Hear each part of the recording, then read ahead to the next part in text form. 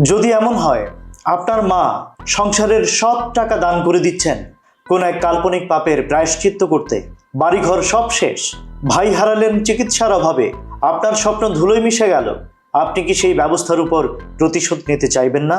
ঠিক এই ভয়াবহ জিঘাংসাই জন্ম দিয়েছিল আধুনিক জাপানের সবচেয়ে আলোচিত হত্যাকাণ্ডকে। 2022 সালের জুলাইয়ে শিনজো আবেকে হত্যার দায়ে ঘাতক তেতসুয়া ইয়ামাগামিকে যাবজ্জীবন কারাদণ্ড দেওয়া হয়েছে।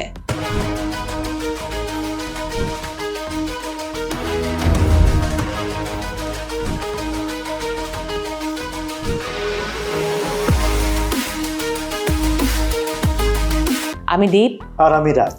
দীপরাজের আজকের আয়োজনে আমরা বিশ্লেষণ করব সেই ট্র্যাজেডি যা শুধু একজন নেতাকে নয়, বরং জাপানের গভীরে লুকিয়ে থাকা এক কালো অধ্যায়কে সামনে এনেছে।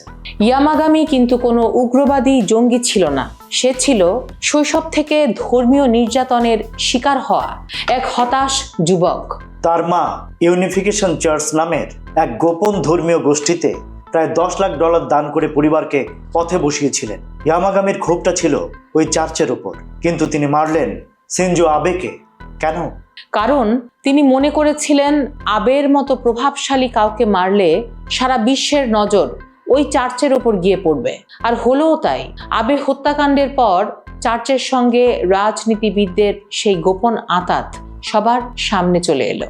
এমনকি এই ঘটনার পর জাপানের 4 জন মন্ত্রী পদত্যাগ করতে বাধ্য হন। ইয়ামাগামি নিজ হাতে বন্দুক বানিয়ে পাহাড়ে প্র্যাকটিস করছিলেন। কি নিখুঁত আর ঠান্ডা মাথার পরিকল্পনা!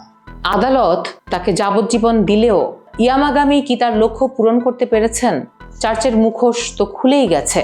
অপরাধের শাস্তি ইয়ামাগামি পাচ্ছেন, কিন্তু যে ক্ষত তিনি জাপানি সমাজে তৈরি করেছেন তা কি পূরণ হবে?